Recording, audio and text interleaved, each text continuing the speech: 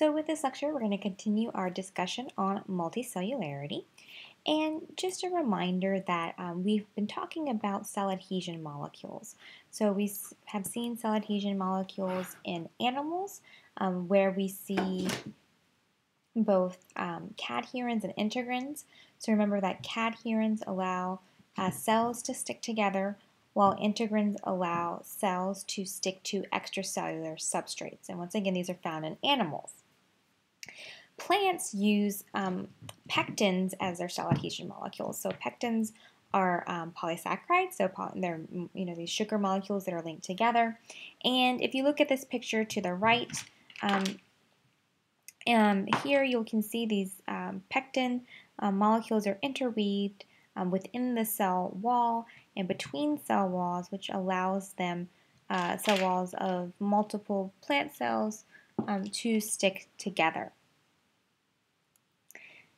So, we're interested in trying to understand how multicellularity evolved, and in this case, we're going to look at how cell adhesion evolved, and we're going to look at this in animals. So, protists are the closest living relatives to animals, and a specific group of protists called the choanoflagellates are the ones most closely related to animals. And so you can see the choanoflagellates here in this image. So the image on the left shows an individual choanoflagellate. The image on the right shows a colony of choanoflagellates living together. And so when we look at the genomes of different organisms, we can look for shared genes between those. And so what we see is if you look at the genome of choanoflagellates, for those genes that we see in animals, such as cadherins and integrins, they are present. And so what we see is that choanoflagellates can live together in a colony, and so those cells would need to stick together, and so it's thought that the cadherin is going to be utilized for that. And then that colony sticks itself in place to some sort of rocky surface. And so integrins could help the colony then adhere to an extracellular matrix. And so this would be useful. We think that these the first example of these cells coming together to capture prey, which if you remember is getting food, is a reason for the evolution of multicellularity. And so if we look at the choanoflagellates, which are protists, we know that cadherins are in their genome. We know that cadherins are in the genomes of other animals. And we've looked at other protists, and we have not found cadherins anywhere else. So we see that cadherins are found in animals and in those protists that are most closely related to animals. What we see are that integrins are also found in the genomes of choanoflagellates. We know that they're in the genomes of animals. And when we look at other protists, we actually do see that integrins are found in the genomes of other protists as well. So we see that integrin proteins are a much more ancient group of proteins than cadherins are, because they have been found in other protist groups outside of the ones that are most closely related to animals. And so what we see is that cell adhesion was present before animals diverged from their common ancestor with protist. And so basically what we see is that they were performing some sort of function in the protist group, and then they were redeployed to perform the functions that we see now in animals in the lineage that gave rise to animals. Something else that we see in complex multicellular organisms is the fact that they have extensive cell communication between their cells. And this is accomplished by molecular signals that are received by proteins embedded in the cell membrane. So you have these little signaling molecules called ligands. They bind to receptors in the cell membrane, and then when that receptor is bound, they change their conformation and cause some sort of intracellular response. And so we see the cells releasing molecules to signal to other cells. Then those other cells will receive the molecule. They're going to have the receptor change shape in some way, and then some sort of response is initiated. And so that's how cells and complex multicellular organisms talk to one another, and we're going to learn a lot more about that in our next unit. Now, cell communication is not limited to just complex multicellular organisms. So all organisms, whether they are prokaryotic or eukaryotic, they have to receive signals from the environment in order to respond to what's happening in their environment in some way. So things like light levels or nutrient levels. And so what we see is that all organisms do get signals from the environment. We also see that some single-celled organisms can also signal to one another if they're in the same species. So there's been evidence of this where you have one individual in a population releasing a chemical signal that other individuals in the population can respond to, and this is amongst unicellular eukaryotes. So cell signaling from the environment, all cells have it. Cell signaling between cells, that's only found in complex multicellular organisms. Now, what we see is that there are some unique and distinct signaling pathways and cell communication pathways that we see in complex multicellular organisms. And what these are going to be communication pathways that basically allow direct channel communication between the cells of complex multicellular organisms. So we're going to look at a couple examples, one in animals and one in plants. So these are connexins. These are proteins that are embedded in the cell membrane, and they basically are little channels that line up with one another and basically form a tunnel between two animal cells. Now these are found in animals that are more complex than sponges. So not in sponges, but everything above sponges. Okay, and these little tunnels allow ions and other molecules to move directly from one cell to another. So what we're going to see is that, especially when we get to looking at the heart, for example, these are used to connect the muscle cells of the heart so that the electrical signal can pass through in one very quick, easy motion to allow for a shared contraction across the multiple cells of the heart. And so basically just think of it as these little channels that just allow things to, these signaling molecules or these ions just to move directly through very quickly. We also see the same sort of thing in plants and some multicellular algae. They have little channels which we call plasmodesmata. And so once again, you're going to see these plasmodesmata extended between two different cells. Now what's unique in plants is these are actually extensions of the cell membrane. Some scientists consider plants to be sort of like one giant cell because they are directly connected like this. And so, once again, these provide these direct communication channels. Molecules can flow easily and quickly through these designated channels for cellular communication to occur. The last trait that we see in complex multicellular organisms is the presence of cellular differentiation and specialization. Now, when we look at the evolution of cellular differentiation, it's not unique to complex multicellular organisms. So we actually see cellular differentiation in the context of time in unicellular organisms. So what that means is there are unicellular organisms, such as unicellular protists, that actually display different cell types at different points in their life cycle. And so what we see is that, and you can see that illustrated in this picture here. And so what you can see is that they will take these different cell forms as they progress through their life cycle. So this is what we consider to be cell differentiation in time. And so we see that in these unicellular organisms. Now remember that simple multicellular organisms do not show any cell differentiation. And so that means that complex multicellular organisms are showing cell differentiation, but they're not doing it in time. Instead, what they do is they show cell differentiation in space instead. So this image here is actually showing you the formation of the neural tube.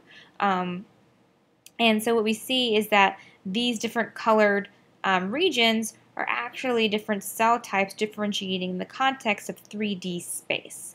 And so, we're in complex multicellular organisms, we're going to differentiate into a certain cell type early in development and stay that cell type. And if you remember, hopefully this was mentioned to you in your 148 class, that different cell types are specified based on what genes they express. So, for example, if we look here, early in development, you have these undifferentiated embryonic stem cells. Then, based on what molecular messages they receive, and these molecular messages are going to be what different genes are being expressed. And so we know when genes are expressed, that means proteins are being produced. So we're seeing different types of genes being expressed. And with that, we see those cells being pushed to different differentiation. So they can either become heart muscle, or they can become lung cells, or they can become skin cells based on the messages that they are receiving.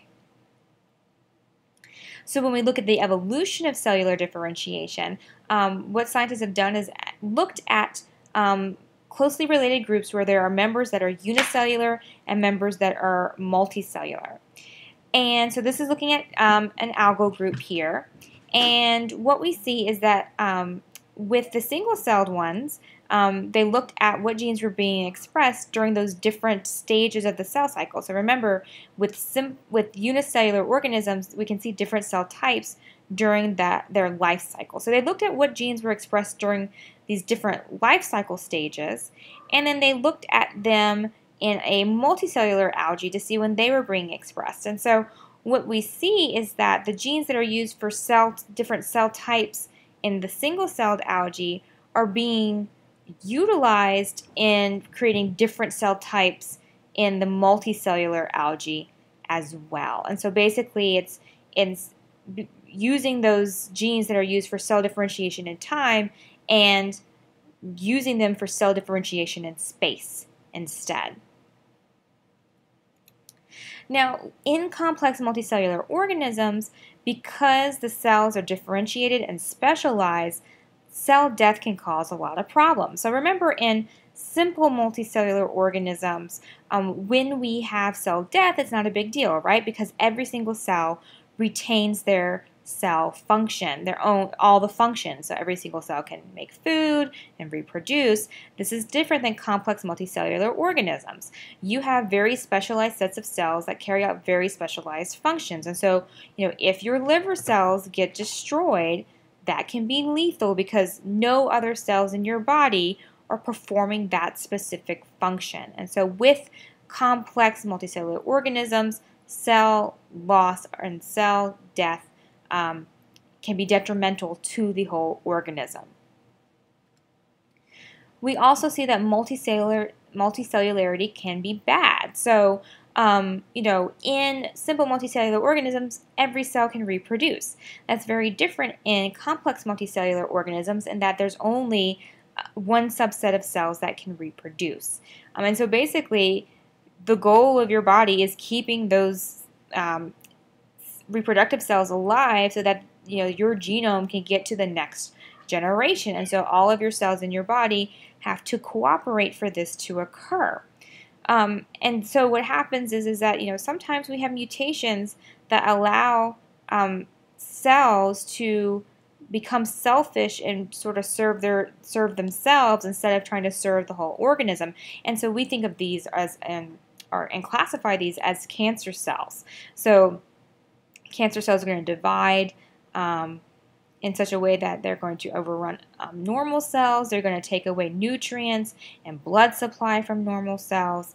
And so we can see that complex multicellularity can have its downfall in that if you change the programming of a cell, it can become sort of a selfish cell, and that's where we see this cancer forming.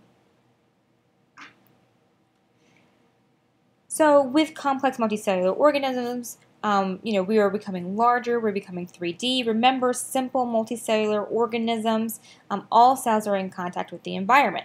This is different than what we see in complex multicellular organisms in that we have this 3D construction, we're having differences in depth and environmental contact. So, cells on the surface are in direct contact with the environment versus cells that are closer to the interior of that organism.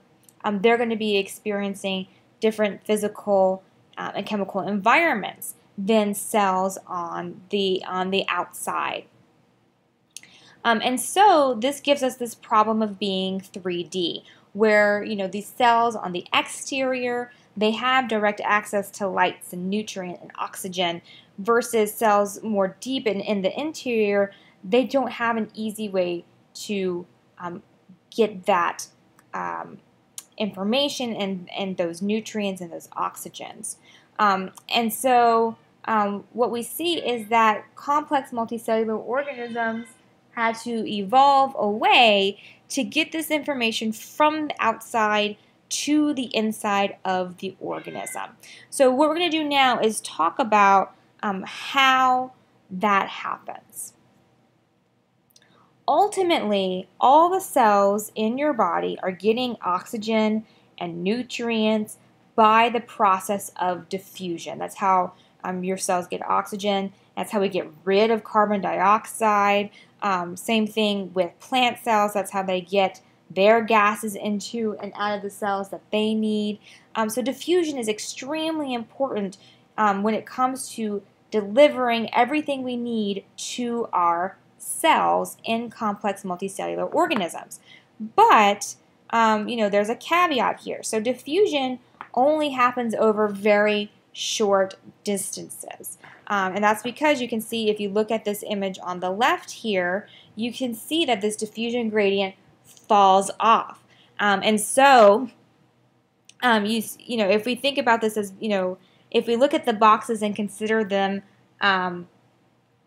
to be, 4 cells deep, what we have are, as you move from left to right, those molecules don't diffuse as quickly anymore. You can see that the diffusion gradient falls off. And so basically, you're not going to have any of these molecules reaching those cells on the right, those right boxes here.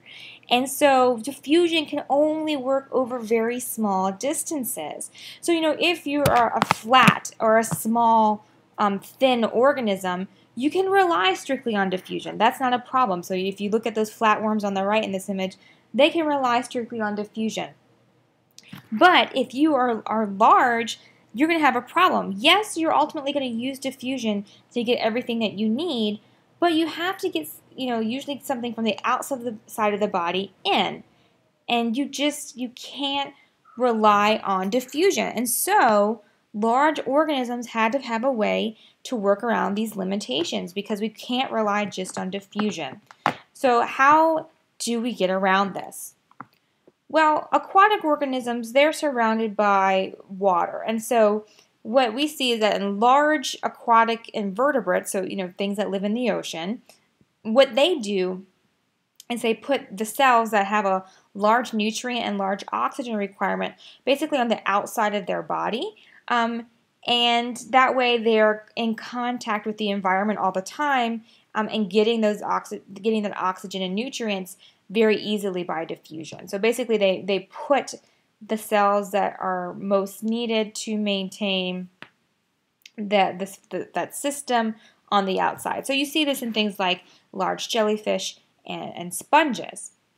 However, you move on to land and you can't do this anymore. And so, we are going to breathe oxygen in, but the oxygen needs to move from our lungs to the other tissues. How do we do this? We know it can't be through diffusion because diffusion only works over like a distance of 3 cells.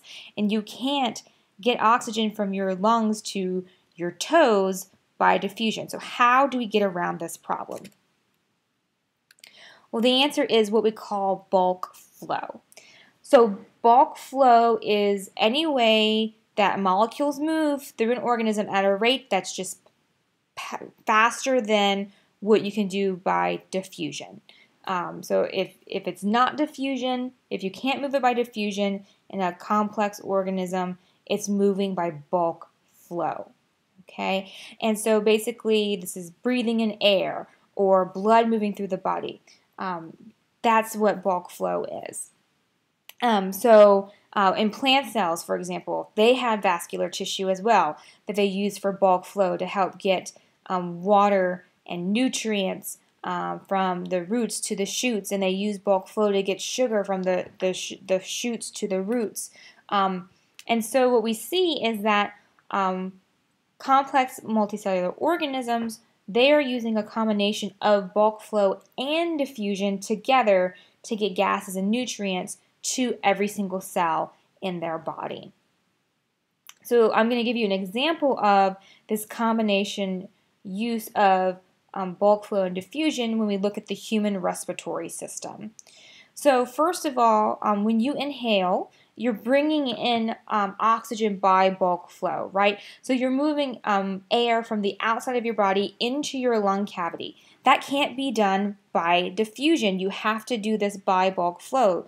And so when you breathe in, and we're going to learn how this process works very specifically in Unit 3, that's bulk flow.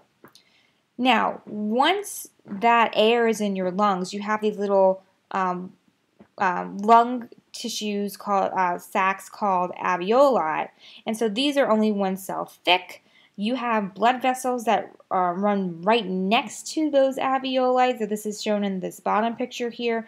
Those are only 1 cell thick, and so in the lungs, oxygen is going to diffuse from the alveolus, from that cell, into the bloodstream.